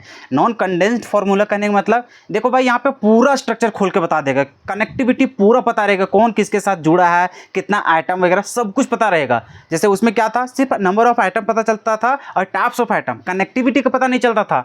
3 गो कार्बन था, 3 गो कार्बन के साथ कौन कौन क्या जुड़ा है नहीं पता चलता था उसमें। लेकिन अभी ऐसा स्ट्रक्चर्स बनाया हुआ रहेगा, वैसा फॉर्मूला रहेगा जिसमें तुम्हारा कनेक्टिविटी पता रहेगा कि कौन किसके साथ है, पूरा उसका कनेक्टिविटी, नंबर ऑफ आइटम्स वगैरह सब कुछ पता रहेगा। साथ ही साथ वहाँ पे उसका लोन पेयर भी अवेलेबल हो। क्या चीज़ अवेलेबल हो, लोन पेयर भी अवेलेबल हो। लोन पेयर क्या होता है, केमिकल बॉन्डिंग में तुम लोगों को जानता होगा कि जब भी शेयर्ड पेयर इलेक्ट्रॉन जो हम लोग लेता है उसके अलावा भी अगर इलेक्ट्रॉन बच जाता है उसके वैलेंस इलेक्ट्रॉन में, तो वो सारे वैलेंस इलेक्ट्रॉन कहाँ पे शो हो जाते हैं, लोन पेयर के जैसा वहाँ पे शो हो जाते हैं। ये सारा कुछ तुम लोग पढ़ा भी होगा, ठीक है। तो अगर यदि हम लोग लेविस स्ट्रक्चर्स की बात करें या फिर नॉन कंडेंस्ड फार्मूला की बात करें, तो कैसे फार्मूला को हम लोग कैसे बोलते हैं, कैसे रिप्रेजेंटेशन को बोलते हैं, तो जो शोज ऑल एटम्स, जो हम लोग को हर एटम को शो करता है, बॉन्ड्स को भी शो करता है कि कौन कितना बॉन्ड बनाया है, और लोन पेयर को भी अगर बताया है, मतलब उसका कनेक्टिविटी सब पता चल रहा है कि कितना बॉन्ड बना रहा है, कौन सा एटम के साथ जुड़ा हुआ है, और साथ ही साथ अगर वो लोन पेयर को भी शो कर रहा है, लोन पेयर को भी, तो वैसे ही स्ट्रक्चर्स को, वैसे ही फॉर्मूला को क्या बोलते हैं, लेविस स्ट्रक्चर, या फिर उसी को बोलते हैं नॉन कंडेंस्ड फॉर्मूला। जैसे कि यहां पर देख लो, स्टार्टिंग में ये हम लोग को इथेनॉल है, ठीक है। यहां पर हम लोग को पता चल रहा है कि 3 गो अगर हाइड्रोजन है तो तीनों किसके साथ जुड़ा है, कार्बन से। यहां पर 2 हाइड्रोजन है जो कार्बन के साथ जुड़ा है, सब सिंगल बॉन्ड से जुड़ा हुआ है। ऑक्सीजन के साथ हाइड्रोजन जुड़ा है, ये ऑक्सीजन कार्बन के साथ जुड़ा हुआ है। तो ये हम लोग को फुल्ली उसका रिप्रेजेंटेशन बता दिया कि एटम कौन है, कितना बॉन्ड बनाया, किसके साथ कनेक्टिविटी है, सब कुछ बता दिया। साथ ही साथ ये लोन पेयर को भी रिप्रेजेंट करता है। तो जैसे कार्बन हाइड्रोजन के पास कोई भी लोन पेयर नहीं बचता, लेकिन ऑक्सीजन के पास, ऑक्सीजन की बात करते हैं तो इसका वैलेंस शेल में कितना इलेक्ट्रॉन होता है, 6 होता है। तो 6 में से देखो कितना, एक तो यहां पे चला गया होगा, एक तो यहां, मतलब 2 इलेक्ट्रॉन इसका खपत हो गया होगा, बचा कितना होगा, 4 गो। मतलब लोन पेयर को हम लोग 2 इलेक्ट्रॉन का पेयर को लोन पेयर कहते हैं। तो पता 4 गो इलेक्ट्रॉन था, तो 4 गो इलेक्ट्रॉन में 2 का पेयर करेंगे, कितना बचा, 2 गो, मतलब 2 गो लोन पेयर हो जाएगा। तो इसको हम लोग दिखाते हैं इस प्रकार से, 1 लोन पेयर, 2 लोन पेयर, इस प्रकार से हम लोग क्या करते हैं, यहाँ पे रिप्रेजेंट करते हैं। अगर इसको घेरना है तो घेर दो, नहीं तो सिंपल भी तुम दिखा सकते हो, ठीक है। तो ये हम लोग देख रहे हैं कि इसका लोन पेयर को भी यहाँ पे रिप्रेजेंट किया जा रहा है। तो अगर यदि उसका कनेक्टिविटी पूरा पता चल रहा है कि कितना टाइप का वहाँ पे आइटम है, कितना उसका कनेक्टिविटी, कौन किसके साथ जुड़ा हुआ है, सब कुछ पता चल रहा है, साथ ही साथ उसमें अगर लोन पेयर भी शो हो रहा है, तो वैसे फॉर्मूला को बोलते हैं नॉन कंडेंस्ड फॉर्मूला, या फिर उसी को बोलते हैं लेविस स्ट्रक्चर्स। लेविस स्ट्रक्चर्स का काम ही होता है कि उसका लोन पेयर को दिखाना। उसका लेविस स्ट्रक्चर्स का काम ही क्या होता है, उसका लोन पेयर को भी दिखाना। जितना भी लोन पेयर जिसके पास संभव है वो सारा कुछ दिखाते हुए चलना। ठीक उसी प्रकार से ये नॉन कंडेंस्ड था। अब ये हम लोग को कंडेंस्ड फॉर्मूला, अब ये कंडेंस्ड फार्मूला क्या बताता है, तो कंडेंस्ड फार्मूला हम लोग को बताता है शोज ऑल एटम, ये सभी एटम के बारे में बताएगा, एंड कनेक्टिविटी, वो कनेक्टिविटी को भी बताएगा कौन किसके साथ जुड़ा हुआ है, ठीक है। नो बॉन्ड्स और लोन पेयर, लेकिन कंडेंस्ड फार्मूला में कहीं भी तुमको बॉन्ड नजर नहीं आएगा, कहीं भी तुम्हें लोन पेयर नहीं दिखा देगा। हाँ, लेकिन एक चीज तुम्हें पता रहेगा, types of atom, number of items, साथ ही साथ कनेक्टिविटी ऑफ आइटम्स, कि कौन किसके साथ जुड़ा हुआ है ये बता देगा। जैसे कि ये देख लो फॉर्मूला, यहां पे है कार्बन, उसके बाद है हाइड्रोजन, मतलब ये कार्बन ये तीनों हाइड्रोजन के साथ जुड़ा होगा। उसके बाद ये कार्बन इस कार्बन के साथ और ये कार्बन के साथ कौन जुड़ा है, तो दोनों को हाइड्रोजन जुड़ा हुआ है, ठीक है।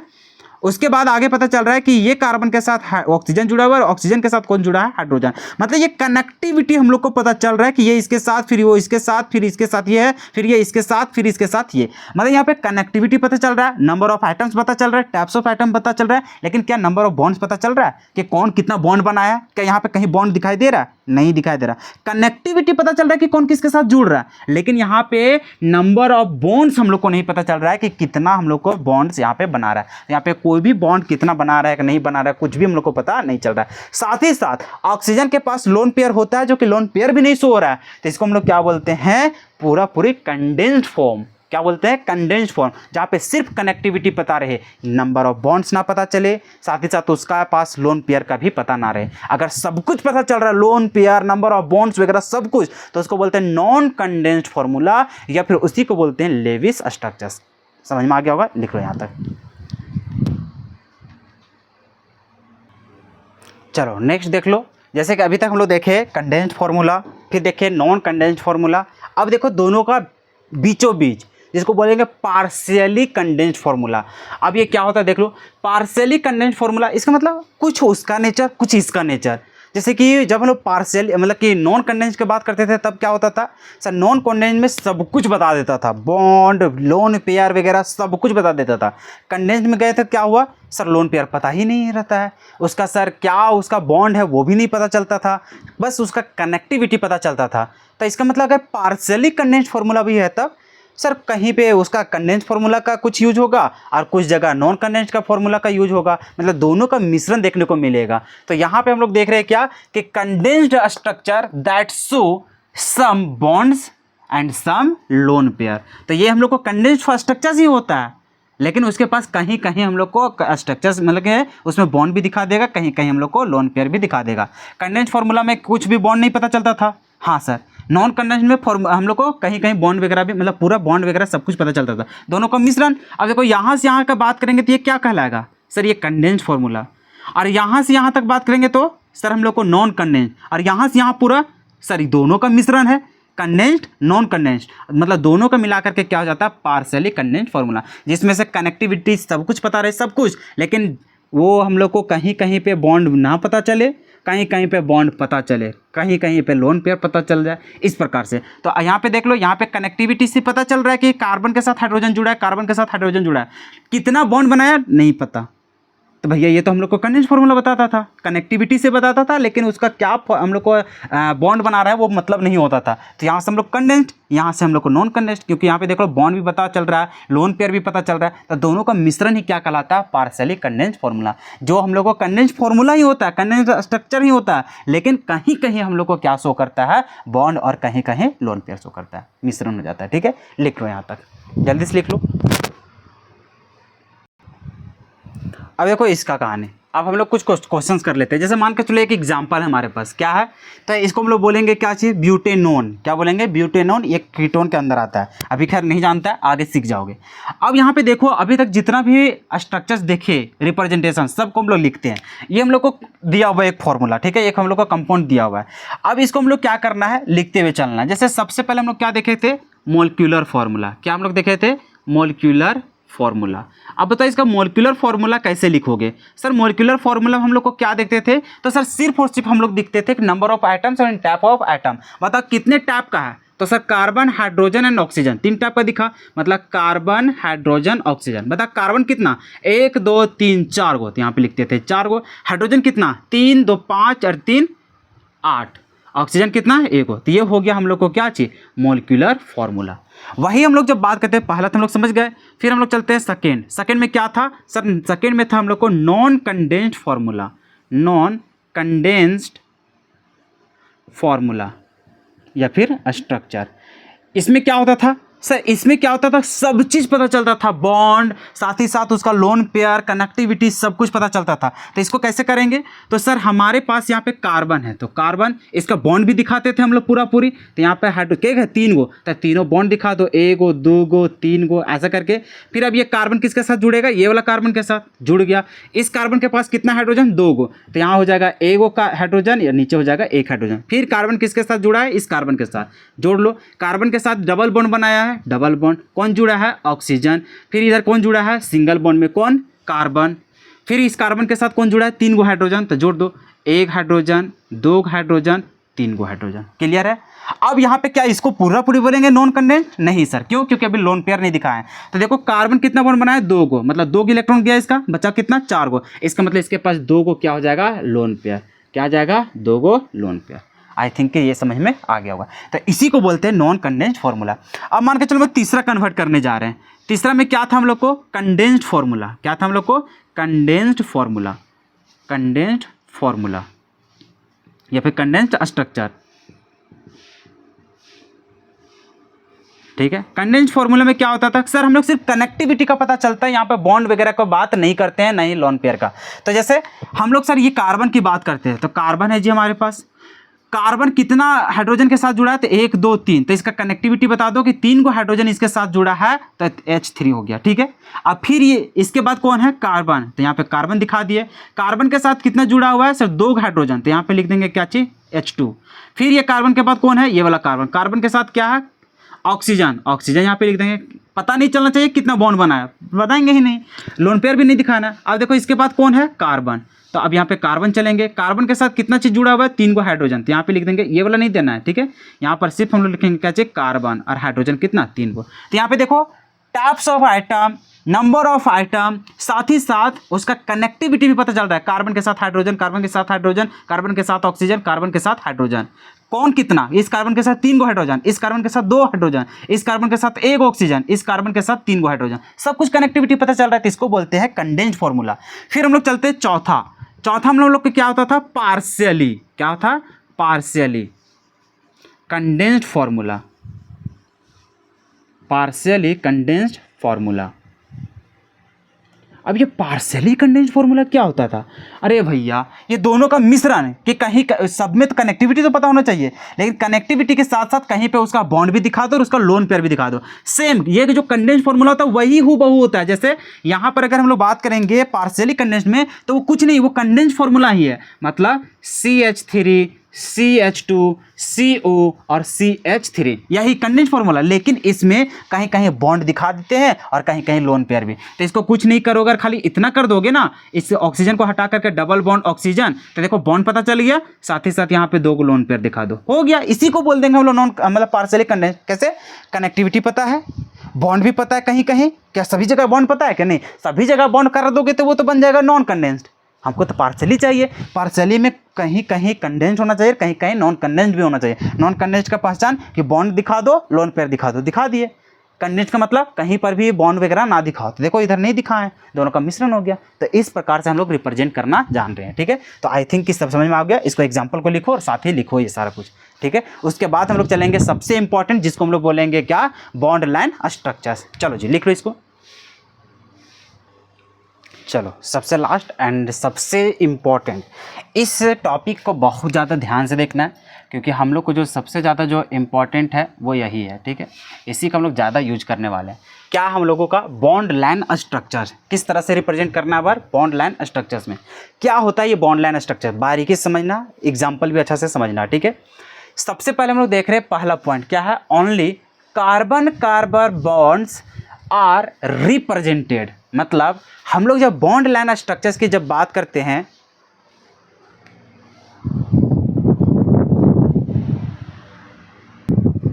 तो जब हम लोग कार्बन कार्बन बॉन्ड्स की बात करते हैं तो सिर्फ उसी को हम लोग रिप्रेजेंट करते हैं। उसके अलावा चाहे कितना भी बॉन्ड बन जाए, हाइड्रोजन के साथ चाहे किसी के साथ, हम लोग को उसको बॉन्ड दिखाते नहीं है, ठीक है। मतलब सबसे पहले हम लोग को देखना क्या है कि only carbon carbon bonds are represented. क्योंकि देखो ऑर्गेनिक कंपाउंड हम लोग किसको बोलते थे, जिसके पास हाइड्रोकार्बन हो, मतलब कार्बन और हाइड्रोजन। मतलब अगर हाइड्रोजन और कार्बन मिल करके बन रहा है उसको ऑर्गेनिक कंपाउंड बोलते थे। अगर उसको हम लोग रिप्रेजेंट करना गए और अगर रिप्रेजेंट उसमें सिर्फ और सिर्फ कार्बन कार्बन बॉन्ड को किया जा रहा है, हाइड्रोजन को नहीं किया जा रहा है, तो उसको समझ जाना वो बॉन्ड लाइन स्ट्रक्चर्स में है। क्या है, बॉन्ड लाइन स्ट्रक्चर्स में। तो बॉन्ड लाइन स्ट्रक्चर्स को फुलफिल करने के लिए पहला पॉइंट क्या है कि जब भी बॉन्ड लाइन स्ट्रक्चर में तुम्हें कन्वर्ट करना है, हमेशा ध्यान देना है कि only carbon carbon bonds are represented. मतलब सिर्फ और सिर्फ कार्बन कार्बन बॉन्ड को ही रिप्रेजेंट करना है उस स्ट्रक्चर्स में। सेकेंड में क्या है, hetero atoms are always represented. Carbon और हाइड्रोजन की अगर बात करेंगे तो हाइड्रोजन को नहीं दिखाएंगे, कार्बन को सिर्फ दिखाएंगे बॉन्ड कि सिंगल बॉन्ड है कि डबल बॉन्ड है कि क्या है। अब अगर कार्बन और हाइड्रोजन के अलावा अगर कुछ आ जाए, अगर कार्बन और हाइड्रोजन के अलावा आता था जिसको हम लोग डेरिवेटिव ऑफ हाइड्रोकार्बन बोलते थे, जैसे सल्फर आ सकता है, ऑक्सीजन आ सकता है, समझ में आ रहा है, ये सारा कुछ नाइट्रोजन वगैरह ये सब। तो अगर कार्बन और हाइड्रोजन के अलावा अगर कुछ भी वैसा एलिमेंट आ रहा है, एटम आ रहा है, जिसको बोलते हैं हेट्रो एटम। हेट्रो एटम क्यों, क्योंकि जो हम लोग को कंपाउंड बनाने में मदद करता था उसके अलावा अगर आ रहा है तो वैसे कंपाउंड को क्या बोलते हैं, तो हम लोग डेरिवेटिव्स ऑफ हाइड्रोकार्बन बोलते थे। तो वहाँ पे जो भी उस एटम के अलावा आता है ना, कार्बन और हाइड्रोजन के अलावा, उसको बोलते हैं हेट्रो एटम। क्या बोलते हैं, हेट्रो एटम। ठीक है, उसके अलावा आने वाला एटम को। तो अगर यदि तुम्हारे पास हेटेरो एटम आ जाता है तो वो सभी के बॉन्ड को रिप्रेजेंट करना है। मतलब देखो कार्बन और हाइड्रोजन रहेगा तो कार्बन को रिप्रेजेंट करेंगे, हाइड्रोजन को नहीं दिखाएंगे, हाइड्रोजन को दिखाएंगे ही नहीं कि उसका बॉन्ड क्या है। सो उसके बाद अगर कार्बन और हाइड्रोजन के अलावा अगर कुछ आ रहा है भैया उसका बॉन्ड को दिखा देंगे कि उसका कितना बॉन्ड बन रहा है, ये हम लोग को दिखाना जरूरी है। तो पहला पॉइंट समझ गए कि सर सिर्फ और सिर्फ कार्बन कार्बन को दिखाएंगे, हाइड्रोजन को नहीं दिखाएंगे बॉन्ड को। हेटेरो एटम अगर आ गया तो उस अवस्था में उसको हमेशा रिप्रेजेंट करना है। ठीक है सर, समझ गए। तीसरा पॉइंट में कि अगर लॉन्गेस्ट कार्बन कार्बन चेन हो गया, मतलब कार्बन कार्बन का बहुत लंबा चेन बना हुआ है कंपाउंड में, 6-7 गो बन गया तुम्हारा कार्बन कार्बन का कंपाउंड, तो उस समझ देखो एक गो दूग रहे तो कोई दिक्कत नहीं, उसको सीधा ही दिखाएंगे।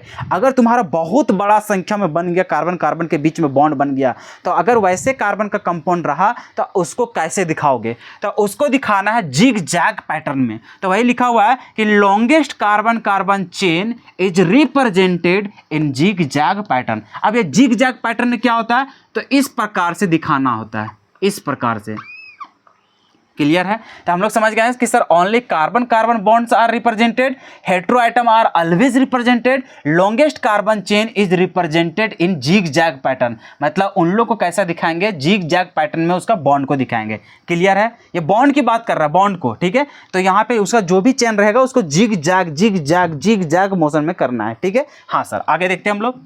तीसरा भी समझ में आ गया। उसके बाद चौथा जाते हैं सर, तो बोल रहे double bonds are shown with 2 lines. अगर तुम्हारा डबल बॉन्ड रहेगा तो उसको 2 गो लाइन से दिखा देंगे इस प्रकार से।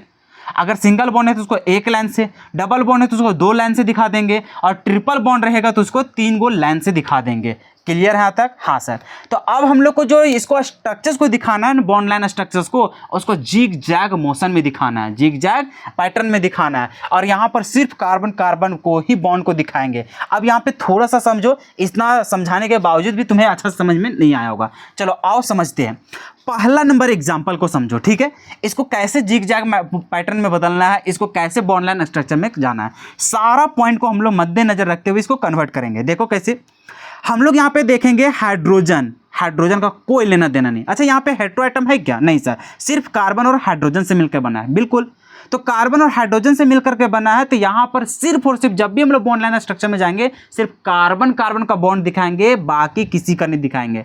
और जो भी इन लोग को दिखाएंगे वो एक लाइन से दिखाएंगे। अब यहाँ से देखो, अगर कभी भी तुम्हें इस प्रकार का लाइन खिंचा गया तो यहाँ पे देखो 2 गो पॉइंट होता है, एक पॉइंट यहाँ, एक पॉइंट यहाँ। अगर कभी भी जीवन में इस प्रकार से भी खींचा हुआ मिल जाती है, यहाँ पर भी देखो 1 पॉइंट 2 पॉइंट, तो इसका मतलब होता है कि ये 2 को पॉइंट है ना, तो इसका जितना भी कॉर्नर रहे या फिर जितना भी इसका अंतिम छोर या फिर स्टार्टिंग का छोर रहेगा वो सभी में तुम्हारा क्या रहेगा? कार्बन कार्बन अवेलेबल रहेगा। तो ये दोनों बिंदु को मान के चलना है क्या है? कार्बन। तो ये कार्बन कार्बन के बीच का ही सिर्फ बॉन्ड को दिखाएंगे। और यहाँ पे जो भी हाइड्रोजन है, हाइड्रोजन को हम लोग गिनती भी नहीं करेंगे कि वो कितना था, क्या है कि नहीं है। तो हम लोग क्या करेंगे? तो कार्बन कार्बन का बॉन्ड को जो है वही सिर्फ दिखाएंगे, सिर्फ बॉन्ड को, कार्बन को भी नहीं दिखाना है, हाइड्रोजन को भी नहीं दिखाना है। ठीक है, सिर्फ उसका बॉन्ड को दिखाना है। तो यहाँ पे देखो कितना है? कार्बन कार्बन कार्बन कार्बन के है 1 2 3 4 गो। तो हम लोग सबसे पहले यहाँ पे बिन का बिन किस चलेंगे। तो यहाँ पे देखो 1 गो कार्बन, 2 गो कार्बन, 3 गो कार्बन, 4 गो कार्बन, यही तो हो गया। 1 2 3 4 कार्बन। तो 1 2 3 4 ये किसको रिप्रेजेंट कर रहा है? कार्बन को। अब इन लोग के बीच में कार्बन कार्बन बॉन्ड को दिखा दो। कार्बन कार्बन के पास single bond single bond single bond, तो इसको ऐसा दिखा देंगे, 1 बॉन्ड 2 बॉन्ड 3 बॉन्ड, ऐसा दिखा देगा सिंगल सिंगल। लेकिन जब भी हम लोग को कार्बन की संख्या ज़्यादा रहता है, जैसे यहाँ पे 4 गो है, 1 से ज़्यादा अगर हम लोग को देखने मिलता है ना कार्बन की संख्या 2 गो से ज़्यादा, तो उस समय हम लोग इस प्रकार से नहीं चलते हैं, बल्कि हम लोग जिग जैग पैटर्न में चलते हैं। देखो अभी तक क्या क्या फॉलो हुआ। कार्बन कार्बन बॉन्ड्स को सिर्फ रिप्रेजेंट करते हैं, कर दिए। फिर हम लोग डालते हैं hetero atom are always represented. यहाँ पे सर हेटेरो एटम था ही नहीं तो उसको दिखाया ही नहीं। अगर ऑक्सीजन रहता तो ऑक्सीजन का भी हम लोग दिखा देते हैं इस प्रकार से। ठीक है, लेकिन हम लोग के पास है ही नहीं हेटेरो एटम, तो इसी चलते हम लोग सिर्फ यहाँ पे कार्बन को दिखा रहे हैं बॉन्ड। और कार्बन को कभी इस तरह से कार्बन नहीं दिखाते हैं, ऐसा भी दिखाया जाता है इस तरह से। ठीक है, और नहीं तो उसको सिंपल हम लोग जब भी जिग जैग मोशन में दिखाते हैं, जिग जैग पैटर्न में जब भी हम लोग बॉन्ड लाइन स्ट्रक्चर में, तो वहाँ पे कार्बन को भी नहीं दिखाया जाता, उसको भी हम लोग इसी प्रकार से मान के चलते हैं। जैसे 2 गो कार्बन है तो 2 कार्बन इस प्रकार से हो गया, तुम्हारा कुछ नहीं करने की जरूरत है, एक यहाँ और एक यहाँ। 3 गो दिखाना है तो इसको ऐसा कर देंगे, 1 2 3। 4 गो करना है तो एक और खींच दो, तो 1 2 3 4 इस प्रकार से। और इस प्रकार का जो मोशन चलता है पहाड़ के जैसा, इसी को बोलते हैं जिग जैग पैटर्न, ऊपर नीचे ऊपर नीचे ऊपर नीचे, इस प्रकार से। और यहाँ पे जितना छोर मिलेगा वह सारा छोर में कौन बैठा हुआ है? कार्बन। कौन बैठा हुआ है? कार्बन। क्लियर आता है? तो यही हम लोग को जो तिरछा होता है यही से पता चल जाता है। 1 bond 2 bond 3 bond 4 bond 5 bond 6 bond. Carbon कितना है? 1 2 3 4 5 6 7 गो कार्बन है। ठीक उसी प्रकार से अभी तुम्हारे पास क्या है? 1 2 3 4 गो कार्बन था। तो यहाँ पे देखो कार्बन और हाइड्रोजन है, तो कार्बन का सिर्फ बॉन्ड दिखाएंगे। देखो यहाँ से ऐसे गिनेंगे 1 2, कैसे 1 2 चला गया, 3 4, देख लो गिन के 1 2 3 4, 1 2 3 4, 4 कार्बन था, चारों दिखा दिए। सभी के पास सिंगल बॉन्ड था, सिंगल बॉन्ड रह गया। अरे सिंगल बॉन्ड के लिए एक लाइन, डबल बॉन्ड रहता तो ऐसे खींच देते। मान के चलो यहाँ पे डबल बॉन्ड रहता तो इसको ऐसा खींच देते, हो गया 2 गो लाइन।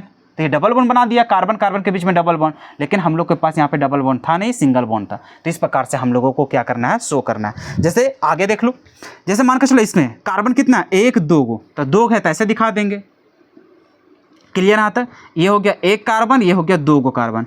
इसके पास हाइड्रोजन है, इसके पास भी हाइड्रोजन है। हाइड्रोजन को हम लोग कभी दिखाएंगे ही नहीं, ठीक है? हाँ सर। अब यहाँ पे इस कार्बन के बाद कौन आ गया? Hetero atom. अरे हाइड्रोजन के अलावा भी तो आ गया तुम्हारा कौन? ऑक्सीजन। अच्छा ये हाइड्रोजन इसके साथ नहीं जुड़ा है, हेट्रो एटम के साथ जुड़ा है। तो अगर हेट्रो एटम के साथ जो भी हाइड्रोजन रहेगा उसका बॉन्ड को दिखाना है, ऐसा नहीं कि उसको इग्नोर कर दोगे।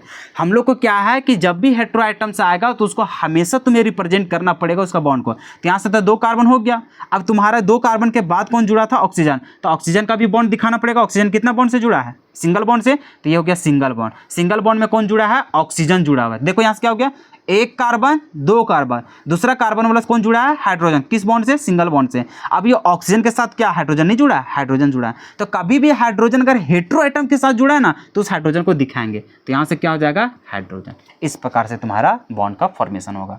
क्लियर है? तो इस मोशन को क्या बोलते हैं? Zig zag motion. ठीक है? यहाँ पे देख लो 1 2 3 4 कार्बन, तो इसको ऐसे दिखाएंगे 1 2 3 4, ऐसा हो गया। हाँ सर। 1 2 3 4, चौथा नंबर कार्बन में क्या है? हाइड्रोजन भी है और ऑक्सीजन भी है। तो हाइड्रोजन है, हाइड्रोजन को दिखाएंगे। देखो कार्बन ऑक्सीजन के बाद नहीं है, हाइड्रोजन ऑक्सीजन से पहले है। ऑक्सीजन से पहले मतलब ये कार्बन के साथ जुड़ा है, कार्बन के साथ जुड़ा है तो कोई मतलब नहीं। अगर वो हाइड्रोजन ऑक्सीजन के बाद रहता जैसे यहाँ पे था तो वो रिप्रेजेंट होता, क्योंकि वो हेट्रो एटम के साथ जुड़ा हुआ था। क्लियर है? लेकिन यहाँ सर हाइड्रोजन है पहले, मतलब ये हाइड्रोजन किसके साथ जाएगा? पहले वाला, पहले कौन है तुम्हारा? कार्बन है, तो कार्बन के साथ जाएगा। तो इसका मतलब सर यहाँ पे क्या समझे? 1 2 3 4 कार्बन, 1 2 3 4 कार्बन, और ई वाला 4 कार्बन से तुम्हारा कौन जुड़ा है? ऑक्सीजन। तो ऑक्सीजन जुड़ा है कितना से? तो सर ऑक्सीजन के बाद तो कुछ जुड़ा नहीं, तो ऑक्सीजन 2 बॉन्ड बनाता है। तो यहाँ पे सर ऑब्वियस सी बात है वो कितना बॉन्ड बनाएगा? 2 बॉन्ड बनाएगा। क्लियर है? हाँ सर क्लियर है। खत्म। ये हाइड्रोजन किसके साथ जुड़ गया? यहाँ पे जुड़ गया। खत्म कहानी। तो इस प्रकार से तुम्हें क्या करना है? दिखाना है। इसी को बोलते हैं हम लोग क्या चाहिए? Bond line structure. इसका बात कर लेते हैं, देख लो ध्यान से। 1 2 गो कार्बन, तो ये ऐसा हो गया 1 2 को कंप्लीट हो गया। इस वाला कार्बन के साथ हाइड्रोजन, तो हाइड्रोजन को गिनते नहीं है, यहाँ पे दिखाते नहीं है। कार्बन के साथ कौन जुड़ा है? नाइट्रोजन। तो यहाँ से दिखा देंगे कौन चीज? नाइट्रोजन। देखो नाइट्रोजन किसके साथ जुड़ा है? कार्बन से। नाइट्रोजन के पास कौन जुड़ा है? हाइड्रोजन। हाँ, इस हाइड्रोजन को हम लोग को दिखा देना है। क्लियर है?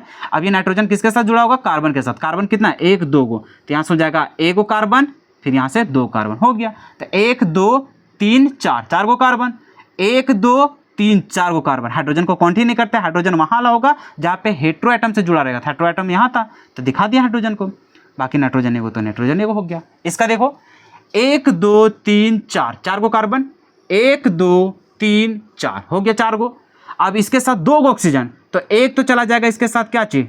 डबल बॉन्ड के साथ, और एक चला जाएगा सिंगल बॉन्ड के साथ ऑक्सीजन, और ऑक्सीजन के साथ कौन जुड़ा है? हाइड्रोजन। तो यहाँ पे जोड़ देंगे क्या चीज? हाइड्रोजन। तो हाइड्रोजन ऑक्सीजन चूंकि 2 बॉन्ड बनाता है तो एक कार्बन के साथ, तो एक हाइड्रोजन के साथ चला जाएगा। देख लो गिन के 1 2 3 4 गो कार्बन, 1 2 3 4 गो कार्बन। ठीक है? ऑक्सीजन 2 गो, तो ऑक्सीजन 2 को दिखा दिए, हाइड्रोजन तो हो ही गया वहाँ पे। क्लियर है? तो इस प्रकार के मोशन में जब दिखाते हैं, इस प्रकार का पैटर्न में जब दिखाते हैं, उसी को बोलते हैं बॉन्ड लाइन स्ट्रक्चर। क्लियर है? आई होप कि समझ में आ गया होगा। चलो लिख लो इसे। तो ऐसा करते हैं, 1 घंटा प्लस हो चुका है वीडियोस का लेंथ। ठीक है? ये तो रिकॉर्ड कर रहे हैं तब इतना गया है, आप लोग लगातार देख रहे होगे, लिख भी रहोगे तो आप लोग को भी बहुत ज़्यादा समय चला गया होगा। ठीक है? अप्रॉक्सीमेटली 2 घंटा चला गया होगा। ऐसा करते हैं, इसको तोड़ तोड़ कर हम वीडियो बनाते हैं। ठीक है? आज तो हम लोग सोच रहे थे कि लंबा चला जाएगा, पूरा चला जाएगा, लेकिन चलो ठीक है, पूरा बेसिक से समझते हुए चल रहे हैं, पूरा अच्छा से कंप्लीट करते हुए चल रहे हैं, ठीक है। तो अभी तक तो यहाँ पे चले थे, पूरा बेसिक नॉलेज लिए, क्लासिफिकेशन किए कि किस प्रकार से क्लासीफाई किया जाता है, उसका रिप्रेजेंट कैसे किया जाता है ऑर्गेनिक कंपाउंड को, वो सारा कुछ वगैरह वगैरह हम लोग देख चुके हैं। अब जो हम लोगों को देखना है वो देखना है degree of carbon, degree of carbon देखेंगे, डिग्री ऑफ एल्कोहल वगैरह सब कुछ हम लोग देखना स्टार्ट करेंगे, ठीक है। तो अभी हम लोग सबसे पहले जो आप सभी के लिए जो होमवर्क है, अब समझना है कि ऑर्गेनिक केमिस्ट्री को कैसे मजबूत करना है। ऐसा नहीं कि लापरवाही आप लोग बरतने चलना, आप सभी को प्रत्येक दिन रिवाइज करना है, ठीक है। प्रत्येक दिन रिवाइज करना, अगर जिस दिन तुम रिवाइज करना छोड़ोगे, समझ जाओ तुम्हारे हाथ से ऑर्गेनिक केमिस्ट्री खत्म हो जाएगा।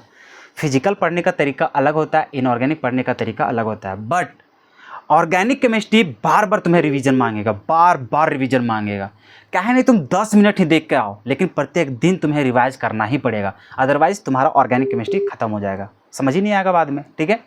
तो हम लोगों को क्या करना है, सबसे पहले तो रिवाइज करना है।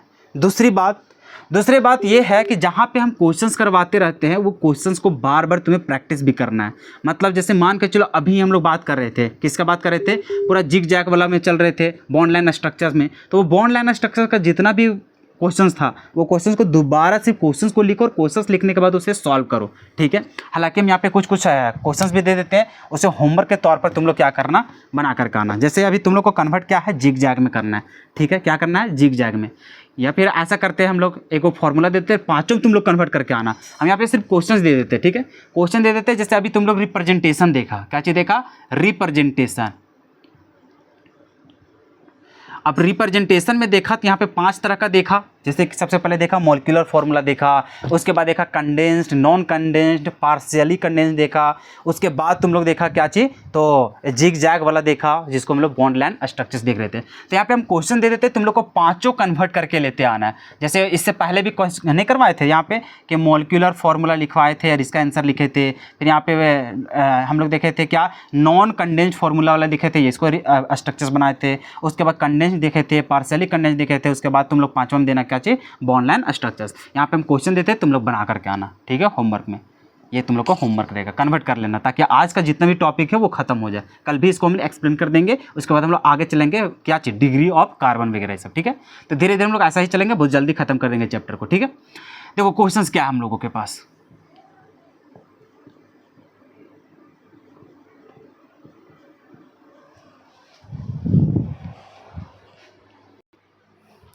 तो देखिए यहाँ पे होमवर्क दिया गया है, इस होमवर्क को आप सभी को पूरा करके आना है, ठीक है।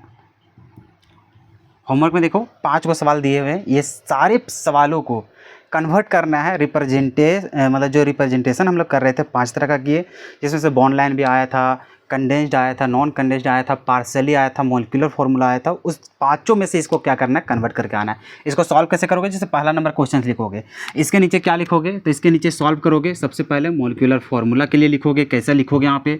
उसके बाद non condensed formula, condensed formula, partially condensed formula, और लास्ट में क्या लिखोगे, बॉन्ड लाइन स्ट्रक्चर्स। क्लियर है, सभी को लिख करके देखना, ठीक है। इसको फिर डिस्कस करेंगे कल के सेशन में। तो आई होप कि आज का सेशन आप सभी को बहुत ज़्यादा मज़ा आया होगा। आप सभी लोग बहुत चीज़ों को सीखने की प्रयास किए होंगे। पहले जो लोग नहीं जान पाते थे, जैसे क्लास 12th वाले बच्चे जो 11th में अच्छा तरीक़ा से नहीं पढ़े थे, आज आप लोगों को बहुत अच्छा तरीक़ा से लेक्चर समझ में आ रहा होगा। आगे भी चल करके बहुत अच्छा तरीक़ा से आप सभी को ऑर्गेनिक केमिस्ट्री समझ में आएगा। बस आप लोग से यही रिक्वेस्ट रहेगा कि आप लोग लगातार कंटिन्यू पूरा वीडियोज़ को देखते रहिएगा, स्किप करने की कोशिश ना करें, ठीक है। लगातार देखिए, इसका नोट्स बनाइए अच्छा से, और रिवाइज ज़रूर कीजिएगा क्वेश्चन प्रैक्टिस के साथ साथ। अगर रिवाइज करना जिस दिन छोड़ दिए, उस दिन से आपका ऑर्गेनिक केमिस्ट्री खत्म। आज समझ में आ रहा है, 2-3 दिन छोड़ दीजिए रिवाइज करने के लिए, चौथा दिन आपका पूरा खत्म हो जाएगा। तो ऑर्गेनिक का अलग तरीका होता है मेरे भाई, ठीक है। तो अगर ऑर्गेनिक में मास्टर बनना चाहते हो, अच्छा क्लियर करना चाहते हो अपना कॉन्सेप्ट, तो बार बार रिवाइज करना, ठीक है। तो धन्यवाद कि आप सभी लोग हमारे सेशन को ज्वाइन किए और लगातार 1 घंटा का लेक्चर्स देख करके आज पूरे अच्छे तरीक़े से पहला लेक्चर्स को समाप्त किए। तो मिलते हैं हम लोग अगले सेशन में, तब तक के लिए जय हिंद, शुक्रिया जी।